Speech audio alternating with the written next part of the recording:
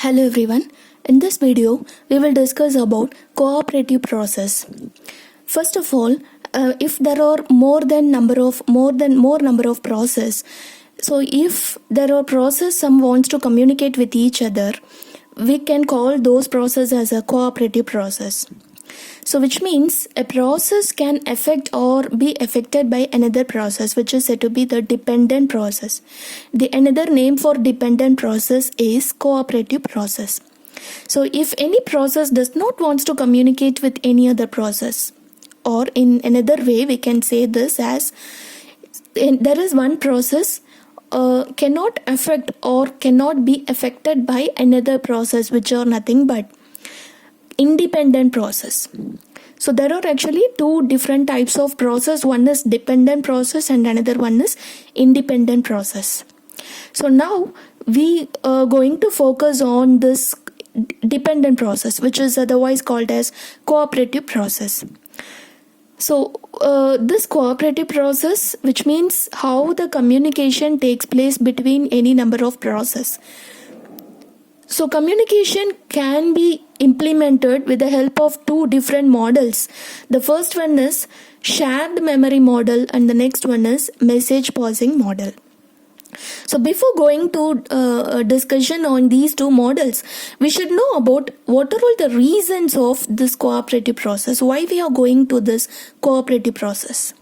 So there are actually four main reasons why we are going to this cooperative process. The first one is information sharing. So there might be multiple users who work on the operating system environment.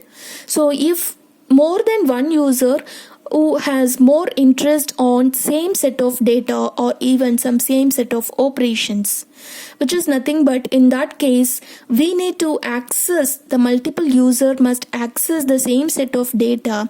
So you should allow that particular set of data to be accessed or to be shared by more than one process.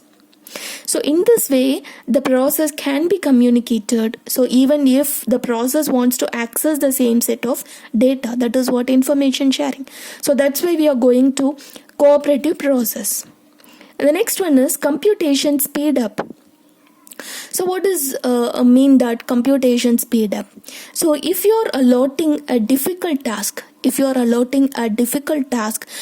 a single person, it takes more time to finish that particular task. But what you're doing, if you're splitting that particular difficult task and you're allotting to more than one person, like if you're allotting instead of the single person, if you're allotting to 3 or 4 person, so what happens there?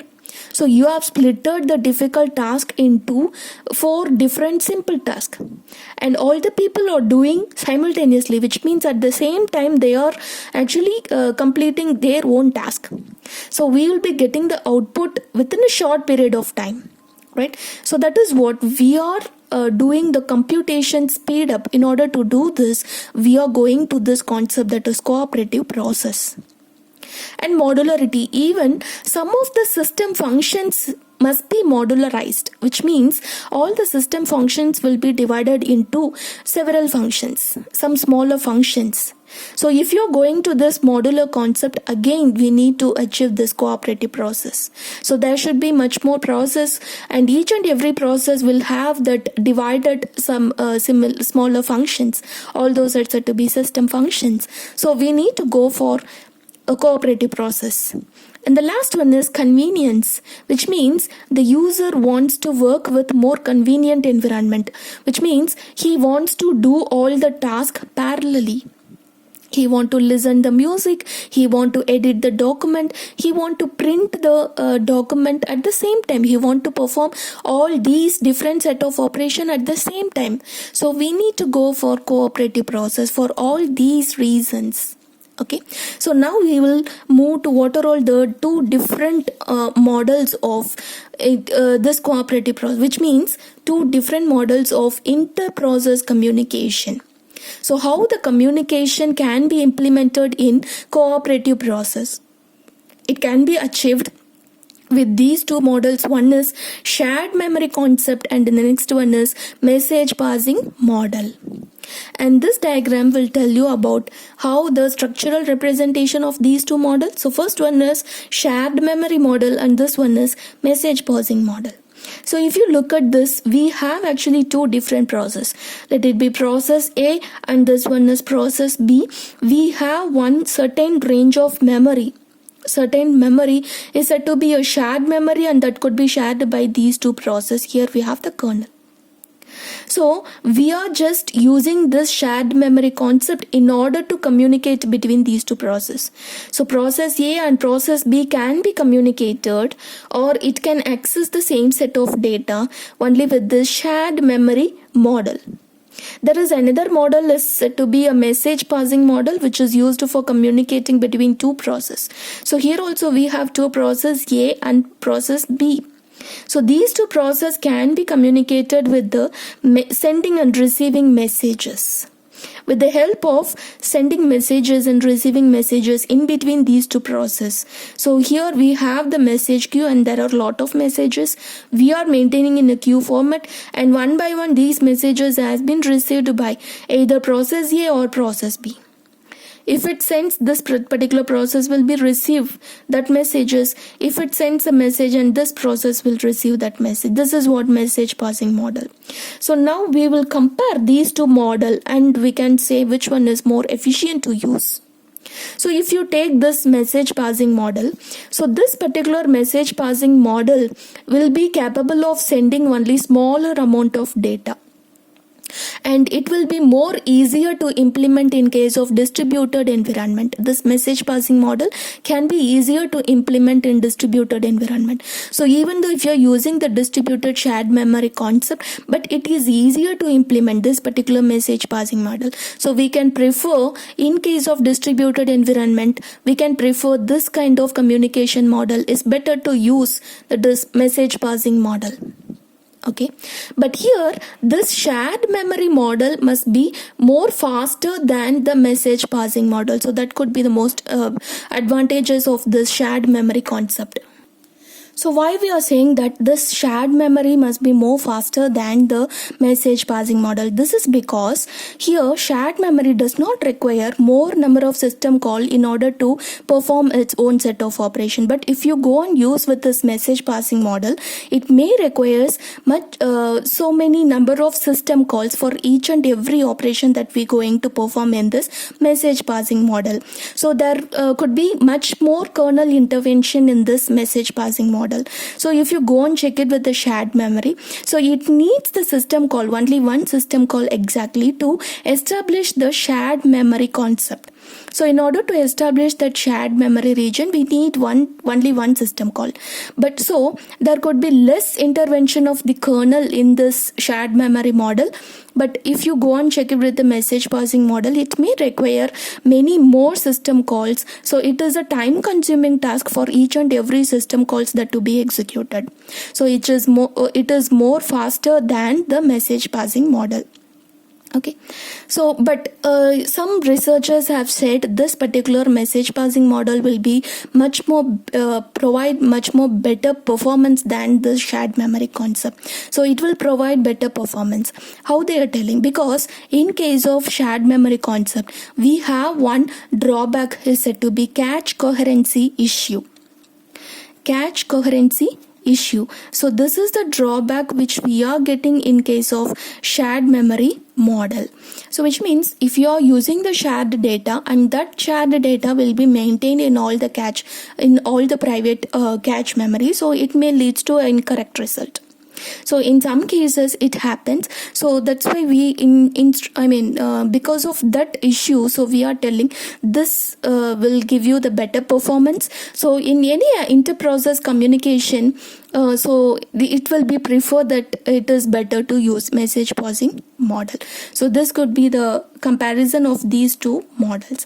So let us see how we are implementing this shared memory and what is the best example of this shared memory model.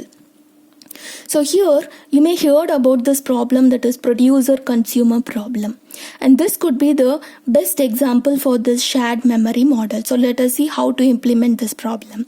So here we have two processes. The first process is said to be the producer process, and the next one is said to be the consumer process. So what this producer process will do, it will produce many more items, or we can call some more data items. Okay, and so it will keep on producing much more data items, while the consumer process has to consume all the data items that were produced by this producer process. This is what the producer consumer problem. How to solve this problem? So here we have one shared memory concept which is said to be buffer. So buffer is nothing but a temporary storage area. So in order to keep all the data items temporarily, this is what the shared memory concept. So here we are achieving, or we are using this kind of communication model in order to solve this producer consumer problem. So in this buffer we have to keep all these items, data items, whatever it is produced by this producer process, and from the buffer it may receive all the data items, or it may consume all the data items by the consumer process. Suppose this buffer might be a fixed one or a variable one, which means the size of the buffer may be a fixed buffer or a variable, or we can also call it as a bounded buffer or unbounded buffer. So what is this bounded buffer? Which means if you have the fixed size of this buffer, then we can call it as a bounded buffer. If you don't have any fixed size and the size is said to be an unbounded one, then we can call it as an unbounded buffer. Suppose if you are using this bounded buffer, what happens in case of bounded buffer? So in this we should have some fixed size. So if the size of the buffer is, let it be 5, so it has only 5 cells, or so in order to hold all the given data, so whatever the produced data, so that were by the producer, so it will keep on all the produced data in this buffer. So if it has only 5 cells, it can hold only the 5 number of data items at a time, right? So what happens here? First one is, so it starts the location 0, 1, 2, 3, 4. Okay, it starts the location of that buffer, which is nothing but 0 to 4. So first we are using one variable called in.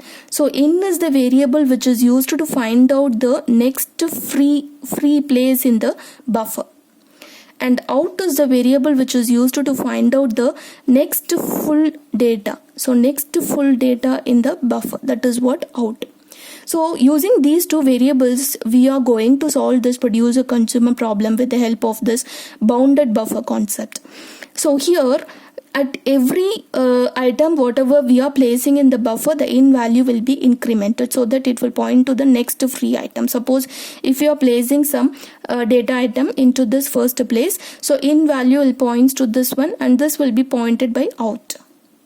Okay, it is not next, it is the first full data. Okay, first full data, right? So next one is again we have placed the next data item into the next location, so in value points to the next free place, and after placing all the data items, now the buffer is full and the consumer starts consuming all the number of data items. So first, in what way we have arranged all the data items into the buffer, in the same way it will start consuming all the data items. So first it will consume this particular data item, that is A. Now so afterwards the producer, where it will place the produced data item. So because in actually points to the next free place, so after consuming the first data item, so in value has to point to this 0th location. So how it will point to the 0th location? Though it is a bounded buffer concept, we have to use, or we have to implement the circular array concept, which means the in value must be incremented by 1 and mod buffer value, buffer size. buffer size. What is the buffer size here? It is actually the maximum size of the buffer is 5. In plus 1. So here in value is reaches to 4. So 4 plus 1, which is 5. So 5 mod 5, which is nothing but 0. So in the 0th location, so the next item will be placed in the buffer. So this is how theoretically the producer consumer can be solved with the help of a bounded buffer problem. So I am not telling anything practically. So I am just giving only how we are using these two variables, how to refer the next free place in the circular array concept. So how we are implementing the bounded buffer. So in order to use the circular array concept, so then only we can achieve we can place all the number of items that were produced by this producer process. This is how we can solve the producer consumer process with the help of this shared memory model. Okay. Thank you.